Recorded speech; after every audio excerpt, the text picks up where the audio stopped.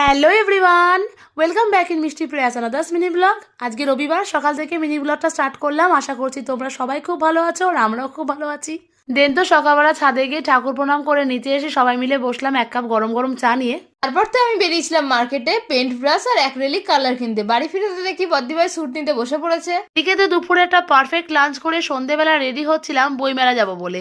আজকে ছিল আমার বইমেলার লাস্ট ডে ভিজিট। তোমাদেরকে তো আমি আগেই বলেছি আমি বুক ফেয়ার যাচ্ছি স্কুলের তরফ থেকে। দেন তো ভাই আমাকে আজকে ড্রপ করে দিয়ে আসলো। বদ্দিভাই বেরিয়ে যাওয়ার পর তো আমি এক কাপ চা নিয়ে বসেছিলাম পড়তে।